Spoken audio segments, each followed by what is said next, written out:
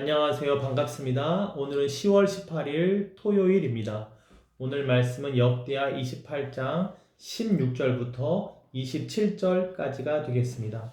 먼저 16절부터 21절까지의 말씀을 읽어 드리겠습니다. 그때 아하스 왕이 아수르 왕에게 사람을 보내어 도와주기를 구하였으니 이는 에돔 사람들이 다시 와서 유다를 치고 그의 백성을 사로잡았음이며 블레셋 사람들도 유다의 평지와 남방 성읍들을 침노하여 베세메스와 아얄론과 그데롯과 소곰이 그 주변 마을들과 딥남이 그 주변 마을들과 김솜이 그 주변 마을들을 점령하고 거기에 살았으니 이는 이스라엘 왕 아하스가 유다에서 망령되이 행하여 여호와께 크게 범죄하였으므로 여호와께서 유다를 낮추심이라. 아수르 왕 디글랏 빌레셀이 그에게 이르렀으나 돕지 아니하고 도리어 그를 공격하였더라. 아하스가 여호와의 전과 왕궁과 방백들의 집에서 재물을 가져다가 아수르 왕에게 주었으나 그에게 유익이 없었더라. 16절 말씀 시작이 그때라고 되어 있잖아요. 여기서 말하는 그때란 아하스 왕이 힘들 때입니다. 힘들게 된 이유는요, 에돔과 블레셋이 아하스가 다스리는 남유다를 공격하고 점령했기 때문에 그렇습니다. 그때 이렇게 힘들 때 아하스 왕은 아수르 왕에게 도움을 청합니다. 아수르 왕은요, 아하스 왕의 도움을 청하는 소식을 듣고 아하스 왕에게 오기는 합니다. 20절 말씀에도 아수르 왕이 그에게 이르렀다라고 되어 있습니다. 이르르긴 해요. 도착하긴 합니다. 하지만 도리어 반대로 아하스를 공격합니다. 그러자 아하스 왕은 왕궁과 방백들의 집에 있는 재물을 아수르에게 바치는 그런 일을 하게 됩니다. 그래서 그에게 유익이 없었더라라고 되어 있는 것이죠. 에돔과 블레셋의 공격도 받고 있고 재물은 재물대로 줘야 했고 아무런 유익을 얻지 못한 아하스 왕입니다. 굉장히 마음이 힘들고 정말 너무 괴로운 그런 마음이었을 것입니다. 그래서 22절 말씀에도 아하스 왕이 곤고하다라고 되어 있습니다. 아하스 왕이 이렇게 곤고할 때 어떻게 했는지 또 27절까지의 말씀을 읽어드리겠습니다. 이 아하스 왕이 곤고할 때 더욱 여호와께 범죄하여 자기를 친 다메섹 신들에게 제사하여 이르되 아람 왕들의 신들이 그들을 도왔으니 나도 그 신에게 제사하여 나를 돕게 하리라 하였으나 그 신이 아하스와 온 이스라엘을 망하게 하였더라.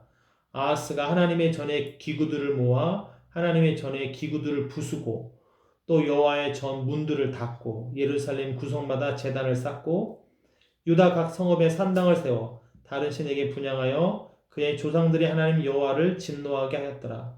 아하스의 남은 시종 사적과 모든 행위는 유다와 이스라엘 열왕기에 기록되니라.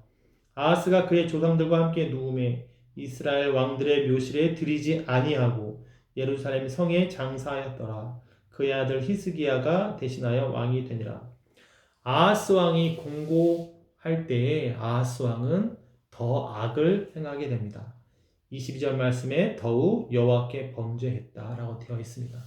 그래서 아하스 왕은요, 23절 말씀에서요, 다메섹 신들을 데려다가 제사하는 그런 일을 했고요. 또 24절에서는요, 하나님의 전의 기구들을 부수고 문을 닫는 행동을 합니다. 더 나빠지는 것이죠. 어떻게 다메섹 신들에게 제사할 수 있을까? 그리고 어떻게 하나님의 전의 기구들을 부수고 문을 닫을 수가 있을까? 이런 생각을 하게 됩니다.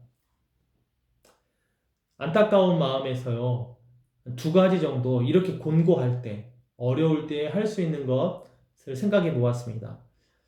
첫 번째는요, 차라리 도움을 구하려면 형제에게 도움을 구하는 것이 아수르에게 도움을 구하는 것보다는 낫다라고 하는 것입니다.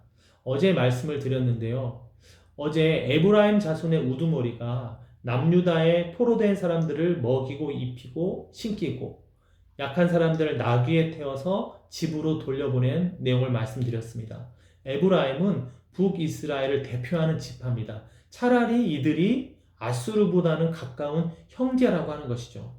또한 어제 회복시키는 자, 선지자 오댓에 대해서도 말씀드렸죠. 화평케 하고 북이스라엘과 남유다의 사이에서 중재하는, 화평하게 하는 역할을 했던 이런 오뎃과 같은 선지자에게 도움을 구하는 것이 차라리 아수르에게 도움을 구하는 것보다는 더 낫지 않았을까, 이런 생각을 하게 됩니다. 두 번째로는요, 오늘 본문에는 나오지 않지만요, 이사야 선지자가 이 아하스 왕에게 전한 내용이 있습니다. 그 내용이 이사야 7장 3절과 4절에 있는데요. 현대인의 성경으로 제가 읽어드리겠습니다. 그때 여호와께서 이사야에게 말씀하셨다. 너는 내 아들 스알 아숫과 함께 윗못의 수로 끝에 있는 옥감 표백장의 길로 가서 아하스를 만나.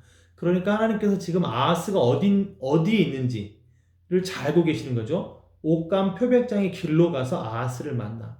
하나님께서 이사야 선지자에게 아하스를 만나라고 지금 말씀하십니다. 나 여호와가 이렇게 말한다고 일러주어라. 너는 조심하며 침묵을 지키고 두려워하거나 낙심하지 말아라. 개역개정에는요, 잠잠하라라고 기록되어 있습니다. 차라리 잠잠하면 다메섹 씨를 데려온다든지 또 성전의 물건을 부순다든지 그렇게는 하지 않겠죠.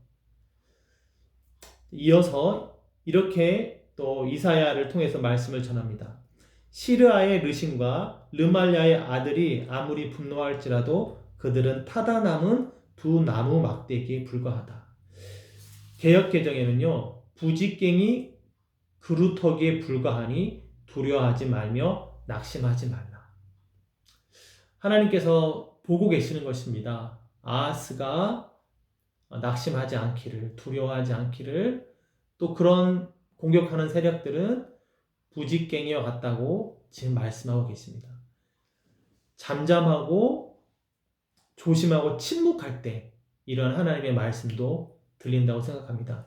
아하스가 21절에서 유익이 없었을 때까지만 해도 멈추었다면 24절에서 성전의 기구들을 부수는 행동을 하지 않았을 거예요. 또 다메섹의 신들을 섬기는 것은 하지 않았을 것입니다. 이렇게 함으로 말미암아 23절 하반절에 이렇게 되어 있죠. 아하스와 온 이스라엘을 망하게 하였더라. 아무런 유익이 없는 것보다 더 나빠지는 것이 망하게 하는 것이죠. 아무런 유익이 없을 때 멈추고 잠잠하는 것, 그것이 필요하겠다라고 하는 말씀을 드립니다. 사실 이렇게 아하스가 어려움을 당하는 것은요, 하나님의 계획과 뜻 아래 있는 것입니다. 19절 말씀에요. 여기서 말한 이는이라고 하는 것은요, 블레셋이 남유다를 지배하고 남유다가 어려워진 상황이 되는 것은 이스라엘 왕 아하스가 유다에서 망령되이 행하여 여호와께 크게 범죄하였으므로 여호와께서 유다를 낮추심이라. 하나님께서 유다를 낮추시는데 어떻게 누구에게 도움을 구한다고 그것이 해결되고 높아질 수가 있겠습니까? 다시 하나님께로 돌아가고 하나님 말씀을 듣고 회개하는 것이죠. 우리 하나님께서 여러 가지로 우리에게 말씀하고 계신다고 믿습니다. 오늘 이 아하스의 모습을 보면서 우리는 교훈을 삼아야 되겠죠. 이렇게 하면 안 되겠구나 라고 하는 교훈을 삼아서 우리의 삶이 끝까지 복되고 또 하나님께 영광 돌리는 그런 삶이 될 수 있기를 주님의 이름으로 축복합니다. 기도하고 마치겠습니다. 하나님 아버지, 그때에 어려워졌을 때 우리가 도울 힘이 없는 방백들, 사람을 의지하기보다 하나님께서 원하신 것이 무엇인지, 또 내가 잘못한 부분은 없는지, 이렇게 낮추실 때는 어떤 이유가 있으실 것이다 라는 생각을 가지고 하나님께 나아갈 수 있는 그런 마음이 될 수 있도록 주님 도와주시옵소서. 그리고 하나님 아무런 유익이 없다고 하는 것을 알게 되었을 때는 잠잠히 조용히 침묵할 수 있는 그런 마음도 될 수 있도록 주님 도와주시옵소서. 더 나쁘게 되는 상황을 스스로 하지 않는 우리가 되게 도와주시고, 우리가 다시는 정말 반복적으로 실수하거나 넘어지는 우리가 되지 않도록 하나님 우리의 마음과 걸음과 생각을 붙잡아 주시옵소서.